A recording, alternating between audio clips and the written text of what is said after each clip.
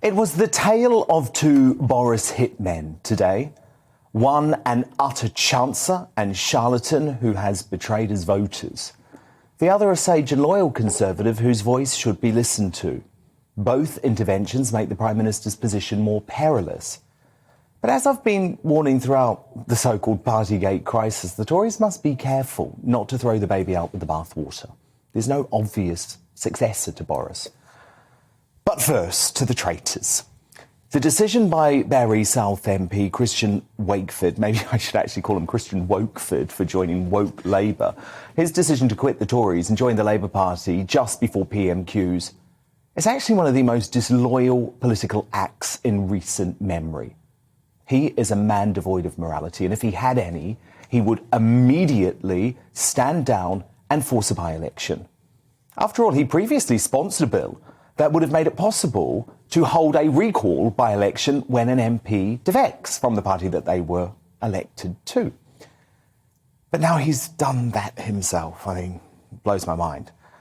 And let me be clear, Wakeford's defection is out of nothing more than personal ambition. He certainly doesn't support the party who he joined today, wearing a mask and blazoned with the Union Jack flag, the sort of patriotic gesture most Labour MPs sneer at. It would appear there are certainly no fans of his either, with Young Labour tweeting after his defection, Christian Wakeford MP should not be admitted to the Labour Party. He has consistently voted against the interests of working class people, for the £20 universal credit cut, for the Nationality and Borders Bill and for the Police and Crime Bill. Young Labour does not welcome him. And Wakeford knows that Labour is not fit to govern. He said as much himself back in 2020 during a Commons debate. Thank you, Mr. Speaker. Welcome to the modern Labour Party, more concerned about stopping the deportation of foreign criminals than keeping our streets safe. Same party, mate. And on a separate occasion in September 2020, he said Labour seek to hold back our opportunities, as they have over the past 4 years, in a bid to reduce the great ship Britannia to nothing more than a sluggish canal barge. Labour was led then, as it is now, by a bloke called Keir Starmer. And Wakeford has joined that sluggish canal barge. And his voters who, by the way, voted for the Tory party for the first time, most of them under Boris Johnson, should not forget it. It's unforgivable political betrayal.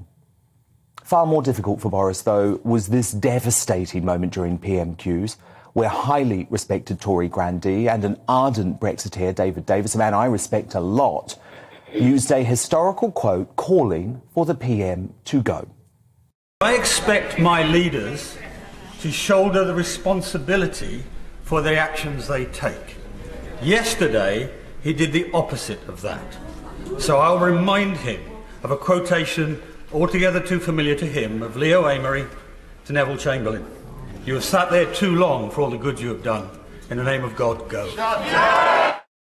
And that was a hard moment to come back from, and the PM, who had actually performed better today before this moment, was momentarily left dumbstruck.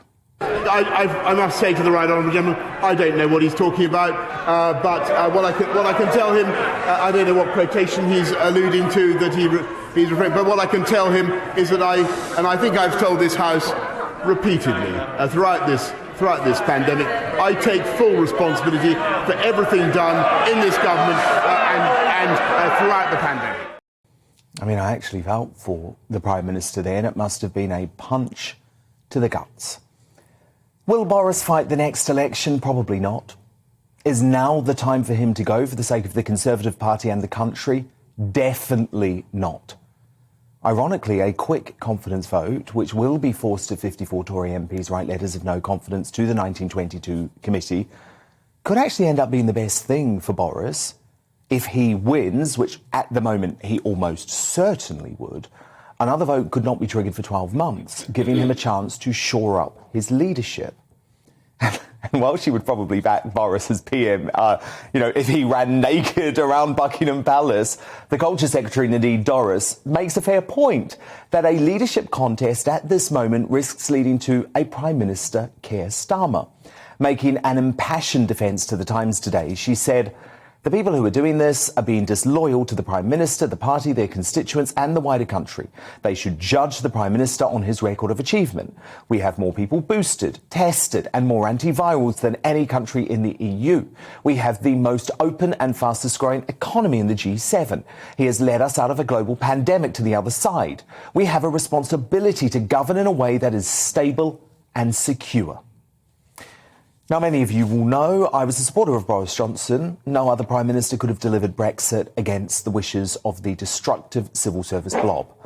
But I lost some faith as he botched the response to the pandemic, destroying the economy and health system with disastrous lockdowns and restrictions. But today's scrapping of Plan BS shows there could be reason for hope. There is no proof any successor would improve the party's poll ratings or be able to offer a better chance of victory at the next general election.